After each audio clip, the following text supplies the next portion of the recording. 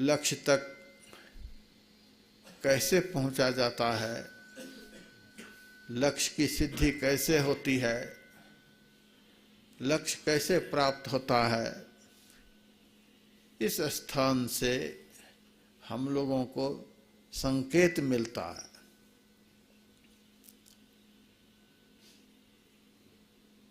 जिसके द्वारा कुछ उपकार होता है उसको श्रेष्ठ पुरुष कहा जाता है। धर्म ग्रंथों में संत को, वृक्ष को, सरिता को, पहाड़ को, पृथ्वी को, सूर्य को, चंद्र को, वायु को, गाय को परम उपकारक बतलाया है। इसीलिए इन सबको देवता की संज्ञा प्राप्त है। गंगा को माता कहा गया है, देवता भी कहा गया है।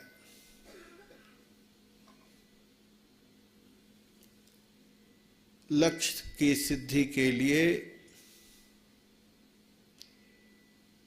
गंगा के समान अपने को उपकारी जीव बनाना पड़ेगा। एक निरंतर लक्ष्य की ओर बह रही है, दूसरा संकेत है बहुत उपकारक गंगा माता है। दिन रात समाज के लिए, देश के लिए, प्राणियों के लिए बह रही है। परम उपकारक जीवन है।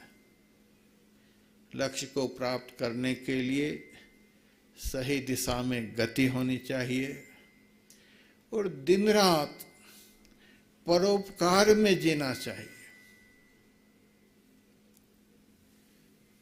गंगा का जल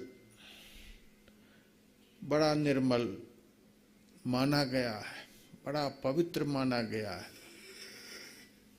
इसीलिए पवित्र माना गया है कि यह जल सही दिशा में बहता चला जा रहा है। वह जीव भी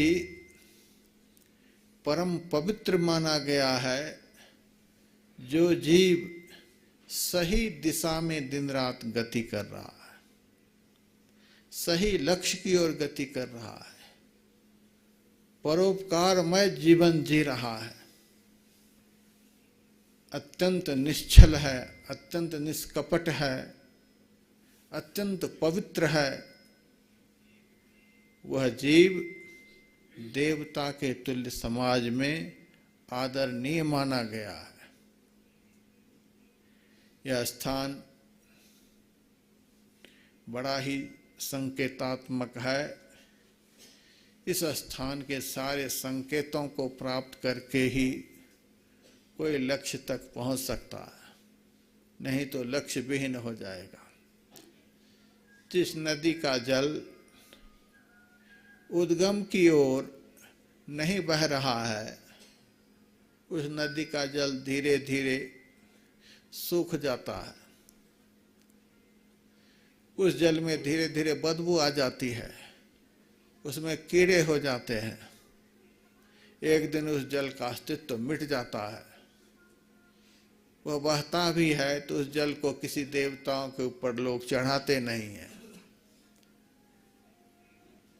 क्योंकि वह सही दिशा में नहीं बह रहा है।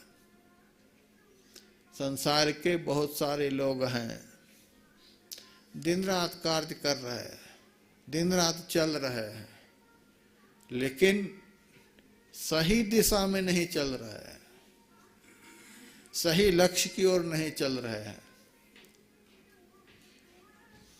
मनुष्य शरीर पा करके भरपेट भोजन कर लेना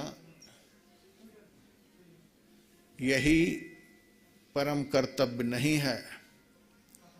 मनुष्य शरीर प्राप्त करके बहुत सुंदर भवन बना लेना यही परम कर्तव्य नहीं है। मनुष्य जीवन प्राप्त करके बहुत पैसे कमा लेना यह परम कर्तव्य नहीं है। मनुष्य जीवन प्राप्त करके संततियों का विस्तार कर लेना यही इसका परम कर्तव्य नहीं है। मनुष्य जीवन प्राप्त करके बहुत शास्त्रों का अध्ययन कर लेना यही परम कर्तव्य नहीं है। श्वेताश्वतरोपनिषद के ऋषि कहते हैं, प्रणवो धनु सरो ह्यात्मा ब्रह्मतन लक्ष्यमुत्तमम् अप्रमत्तेन वेद्धव्यम सर्वतन्मयो भवेत्। प्रणव को, ओंकार को धनुष बतलाया है। सृष्टि के निर्माण के हेतु परमात्मा से जो सबसे पहला शब्द प्रकट हुआ है उस शब्द को ही प्रणव कहा गया है, ओंकार कहा गया है। एको हम बहुत श्यामा, मैं एक हूँ बहुत हो जाऊं, यह संकल्प परमात्मा में हुआ और उसी संकल्प के तहत यह सारा संसार बन गया। तो परमात्मा से उद्भूत सबसे पहला जो यह संकेतात्मक शब्द प्रकट हुआ उसी शब्द को प्रणव कहा गया। प्रणव को एक धनुष की संज्ञा ऋषियों ने दी है। प्रणवो धनु सरो ह्यात्मा, और शरीरस्थ आत्मा को तीर बतलाया गया है। प्रणव ओंकार यह धनुष है, शरीरस्थ आत्मा तीर है। आत्मा रूपी तीर का लक्ष्य क्या होना चाहिए? तीर के द्वारा शिकारी लोग लक्ष्य भेद करते हैं। आत्मा रूपी तीर का लक्ष्य क्या होना चाहिए? तो ऋषि कहते हैं ब्रह्मतन लक्ष्यमुत्तमम्। आत्मा रूपी तीर का लक्ष्य एकमात्र ब्रह्म है। अप्रमत्तेन वेद्धव्यम सर्वतन्मयो भवेत्। जितेंद्रिय होकर के, सावधान होकर के, जैसे तीर लक्ष्य में समाविष्ट हो जाती है उसी तरह से आत्मा भी ब्रह्म रूपी लक्ष्य में समाविष्ट हो जाए। तो शास्त्र का वचन है, ऋषि का वचन है कि आत्मा रूपी तीर का लक्ष्य एकमात्र परमात्मा है। हम लोगों के जीवन का एकमात्र लक्ष्य ही परमात्मा है। हम लोग मनुष्य शरीर में घर मकान बनाने के लिए नहीं आए हैं। हम लोग मनुष्य शरीर में संसार का भोग भोगने के लिए नहीं आए हैं। संसार का प्रपंच बढ़ाने के लिए नहीं आए हैं। सारे कर्म हम 84 लाख योनियों में कर चुके हैं। कोई कर्म करने के लिए 84 लाख योनियों में बाकी नहीं है। खूब खा चुके हैं, कभी न कभी हाथी के शरीर में रहे होंगे, खूब खाए होंगे, खूब सो चुके हैं, खूब चल चुके हैं, खूब देख चुके हैं, खूब संसार के सारे कर्मों को कर चुके हैं। कुछ करने के लिए बाकी नहीं बचा हुआ है। अब जो मनुष्य का शरीर मिला हुआ है इसके लिए कोई लक्ष्य होना चाहिए। इसके पीछे कुछ न कुछ उद्देश्य होना चाहिए। हमारे गुरु महाराज ने मानव जीवन के परम कर्तव्य को समझा और एक ही रामायण की चौपाई को पढ़कर समझकर अपने लक्ष्य को सिद्ध कर लिए। देह धरे कर फल यह भाई, भजिए राम सब काम बिहाई। मनुष्य शरीर धारण करने का एकमात्र यही परम फल है कि भजिए राम, ईश्वर का भजन। समस्त कामनाओं को छोड़कर ईश्वर का भजन। मन में बहुत तरह के कामनाएं रखेंगे तो भजन नहीं होगा। भजन उसी से हो सकता है जिसके मन में कोई भी कामना नहीं है, कोई इच्छा नहीं है। मन में बहुत तरह की इच्छाओं को लेकर आदमी भजन नहीं कर सकता है। हम यहाँ 11-12 दिनों से हैं।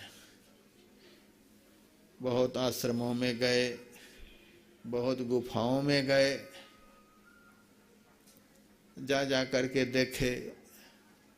बोलना नहीं चाहिए, हम भी साधु जीवन में हैं, लेकिन मेरे पास कोई मोबाइल नहीं है। 40,000 से अधिक लोग मेरे से दीक्षित होंगे। लाखों लोग जुड़े हुए हैं देश विदेश में, तब भी मोबाइल रखने का मन नहीं करता है। ये साधना में बहुत विक्षेप करने वाला साधन है। एक मोबाइल यदि जेब में है तो आप बहुत सारे लोगों से जुड़े हुए हैं। हम नहीं रखते, लेकिन भयंकर से भयंकर जंगल में गुफा बनी हुई है। उस गुफा में बरसों से रह रहे हैं, लेकिन बगल में मोबाइल जरूर रखा हुआ है। मैंने एक से पूछा, अभी महाराज आप इसको जंगल में काहे के लिए रखे हुए हैं? तो शरीर तो जंगल में है, लेकिन मन जंगल में नहीं है। घर के मारे बन गए, बन फिर बस्ती माही, कह कबीर कह जाइए यह मन ठहरे नाहि। शरीर छोड़कर जंगल चले गए, गुफा में चले गए, लेकिन मन में बहुत सारी इच्छाएं हैं। देखते हैं स्मार्टफोन है और गुफा में इतने सामान भरे पड़े हैं, इतने सामान भरे पड़े हैं कि कह नहीं सकते। सामानों से गुफा भरा हुआ, कहाँ सोते होंगे कहाँ बैठते होंगे पता नहीं। तो मन में बहुत सारी इच्छाएं हैं।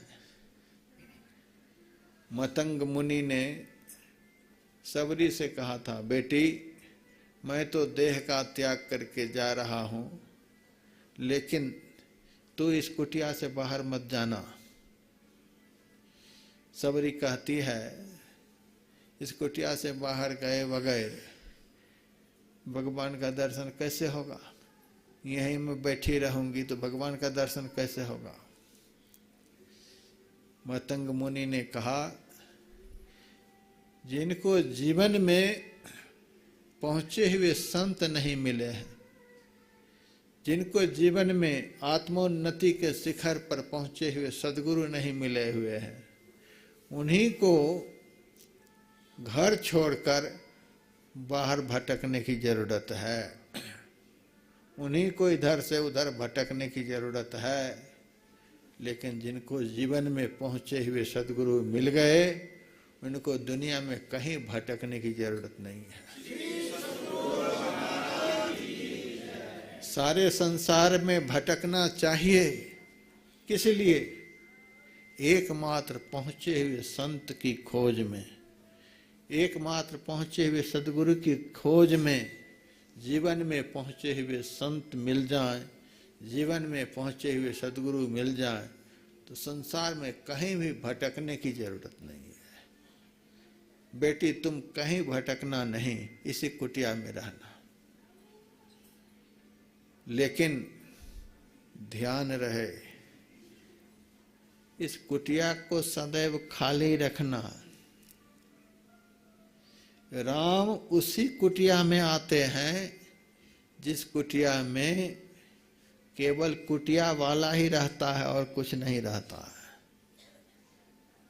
कुटिया वाले को छोड़कर और कुछ रहेगा तब उस कुटिया में राम नहीं आएंगे। राम को यदि इस कुटिया में पधराना चाहती हो तो कभी इस कुटिया में कुछ रखना नहीं, कुटिया को बिल्कुल खाली रखना। मतंग मुनि का बड़ा भारी संकेत है। गंगोत्री आने में अंतिम गांव जो पड़ता है वो मतंग मुनि का ही गांव है। तो परमात्मा रूपी राम का दर्शन नहीं होगा, परमात्मा रूपी राम का साक्षात्कार नहीं हो सकेगा। राम का दर्शन करने के लिए मन को काम से बिल्कुल रहित कर देना होगा, बिल्कुल खाली, कुछ भी नहीं रहने पाए। हम जा कर देखते हैं, चकित होते हैं, शरीर कहाँ से कहाँ पहुँच गया है, नीरव से नीरव स्थान है, देखते बनता है। लेकिन इतने सामान भरे पड़े हैं, इतनी इच्छाएं हैं, इतने सुख के संसाधन वहाँ पर हैं, संसाधन को बढ़ाने के लिए, जुटाने के लिए इतना बड़ा प्रयास उस स्थान से हो रहा है, हम कह नहीं सकते हैं। तो इस तरह से कामना से युक्त जिनका जीवन रहेगा वह लक्ष्य तक नहीं पहुंच सकेगा। गंगा माता को देखते हैं, गंगोत्री से चली जा रही है, लेकिन साथ में कुछ है? कुछ नहीं है, केवल स्वयं से चली जा रही है। और यदि किसी को साथ लगाती भी है तो जहां स्वयं जा रही है वहां तक उसको पहुंचाने के लिए, और कोई स्वार्थ नहीं है गंगा को। गंगा के जल को यदि कोई भी काष्ठ छोड़े नहीं तो गंगा का जल, गंगा जहां पहुंचेगी वहां पहुंच जाएगा।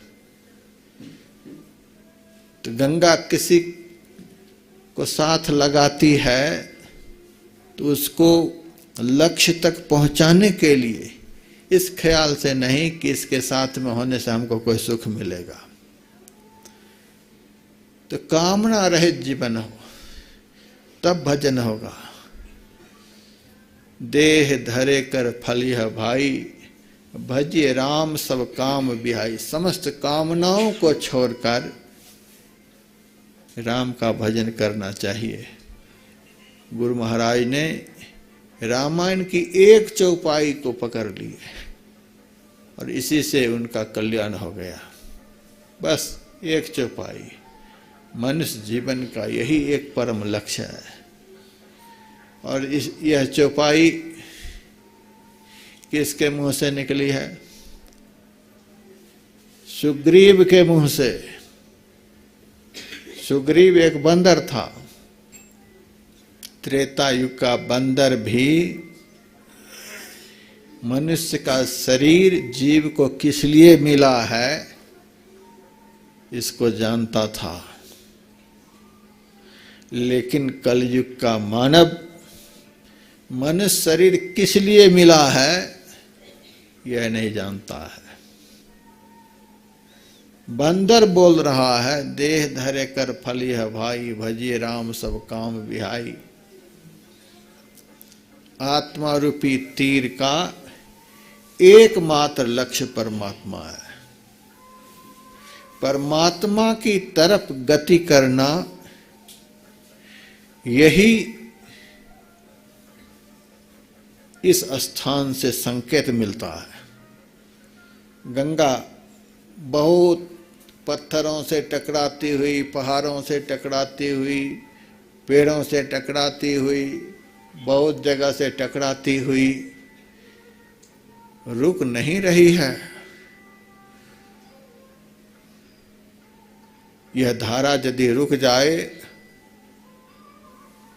तो समाज का बड़ा भारी नुकसान हो जाएगा। एक बार बहुत सारे पेड़ रास्ते में अटक गए थे, जिस कारण से गंगा की धारा अवरुद्ध हो गई थी। बहुत देर तक पानी रुका हुआ रहा। एक बार ही धारा फूट निकली। इससे बहुत सारे गांव बह गए, बहुत लोग मर गए। धारा यदि रुक जाए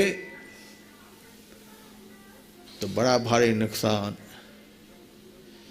जो जीव सही लक्ष्य की तरफ नहीं बहे, धारा रुक जाए तो उस जीव के द्वारा समाज का बड़ा भारी नुकसान होगा। आज समाज में चोरी हो रही है, डकैती हो रही है, बहुत तरह के दुष्कर्म अपकर्म हो रहा है। किस जीव के द्वारा? जिस जीव की धारा रुक गई है।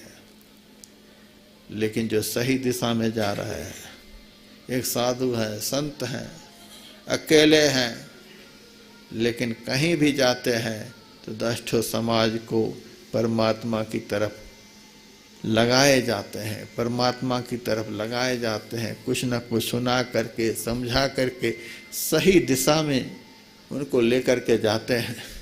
साधु संत महात्मा कहीं भी जाते हैं तो समाज को सही दिशा में लेकर के जाते हैं।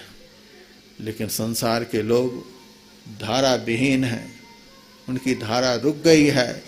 इसीलिए उस आदमी के द्वारा उनका भी अकल्याण होता है और समाज का भी अकल्याण होता है। आत्मा रूपी तीर का लक्ष्य एकमात्र ब्रह्म होना चाहिए। यदि और कुछ लक्ष्य हम लोग बनाते हैं तो हम लक्ष्य विहीन हैं। लक्ष्य विहीन जीव कहाँ जाएंगे, किस दुर्गति को पाएंगे, पता नहीं। एक बार प्लेन में पायलट ने एक सूचना प्रसारण किया कि प्लेन जो है चल रहा है, लेकिन बहुत दुख की बात भी है इस चलने में और बहुत सुख की बात भी है चलने में। किसी ने पूछा, प्लेन चल रहा है, इसमें बहुत दुख की भी बात है और बहुत सुख की भी बात है, बात क्या है इसमें? एक बात बोलो। पायलट ने कहा, सुख की बात यही है कि प्लेन बहुत तेजी से चल रहा है, लेकिन इसका दिशा सूचक यंत्र खराब हो गया है। बहुत तेजी से चल तो रहा है, लेकिन किस दिशा में चल रहा है उसका पता नहीं है। यह कहाँ जाएगा, किस पहाड़ में जाकर के टकराएगा, किस पेड़ में टकराएगा, कहाँ पहुँच जाएगा, किस समुद्र में जाकर गिर जाएगा। चल तो रहा है बहुत तेजी से, यह सुख की बात है, लेकिन दिशा विहीन चल रहा है, यह बहुत दुख की बात है। ये कहाँ जाएगा पता नहीं।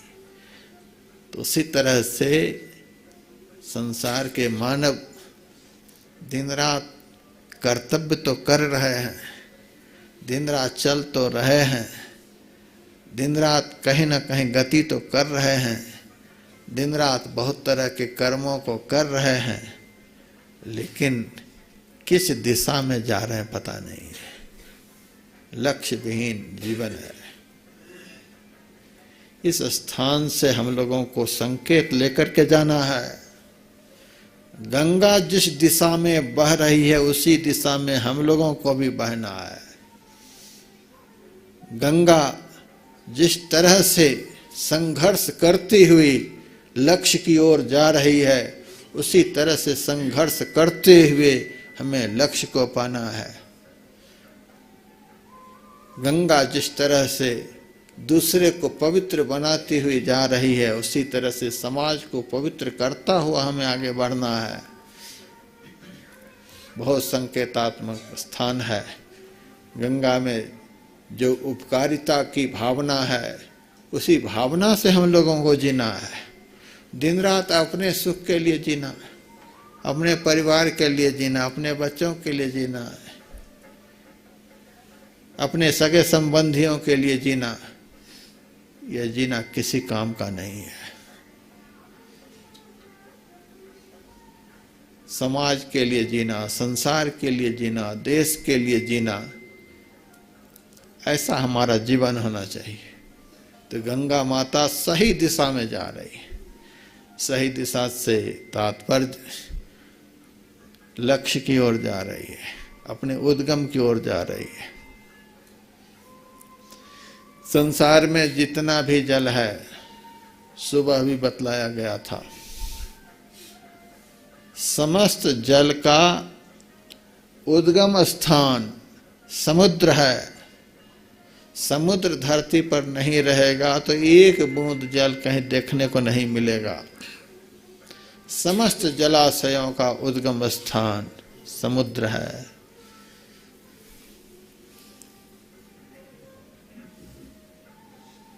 तो उद्गम स्थल को ही पाना है। उद्गम को हम अंशी कह सकते हैं, और उद्गम से जो बना है, प्रकट हुआ है, उसको अंश कहा जाता है। जितना भी जल है, वह जल अंश है। गंगा का जल हो, यमुना का जल हो, नर्मदा का जल हो, किसी भी नदी का जल हो, कुआं का जल हो, कोई भी जल हो, वह जल अंश है। और समुद्र वह अंशी है। गंगा का जल बहता हुआ जा रहा है कहाँ?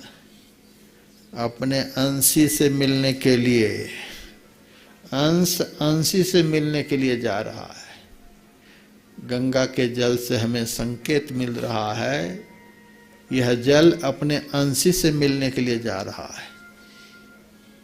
तो जो जल उद्गम की ओर जा रहा है, जो जल अपने अंशी से मिलने के लिए जा रहा है, वह जल बड़ा ही पवित्र माना गया है। बिस्लरी का बोतल भी है, जल बहुत साफ सुथरा है, फिल्टर किया हुआ है, लेकिन वह जल शिव जी के लिंग पर कोई चढ़ाते हैं, उस जल से किसी भी देवी देवताओं की पूजा होती है? बोतल में जल तो खूब साफ सुथरा है, फिल्टर किया हुआ है, लेकिन उस जल से किसी भी देवी देवताओं की पूजा नहीं होती है। क्यों? वह जल उद्गम की ओर नहीं जा रहा है। वह जल अपने अंशी से मिलने के लिए नहीं जा रहा है। वह बंद है, कैद है, गतिविहीन जल है। उस जल में कोई गति नहीं है। इसीलिए फिल्टर किया हुआ तो है, देखने में बड़ा पवित्र लगता है, लेकिन उस जल को कोई पवित्र जल नहीं कहते हैं। वह जल पीने में तो बहुत स्वादिष्ट है, लेकिन गंगा जल की तरह वह पवित्र जल नहीं माना जाता है। यमुना जल की तरह पवित्र जल नहीं माना जाता है। क्यों? कि लक्ष्य विहीन जल है। अपने उद्गम की ओर वह जल नहीं बह रहा है। लेकिन हम यहाँ देखते हैं, बारिश होती है, गंगा का जल मटमैला हो जाता है, तो भी आदमी स्नान करता है। और हम यह भी यहाँ देखते हैं कि बहुत लोग बहुत ठंड जल होने के कारण स्नान नहीं कर पाते हैं, तो थोड़ा सा छिड़क भी लेते हैं। इतने से भी उनको मन में हो जाता है कि हम पवित्र हो गए। मटमैला जल है, गंदला जल है, तो भी आदमी की श्रद्धा है। जल तो मटमैला है लेकिन है बड़ा पवित्र। और बिसलरी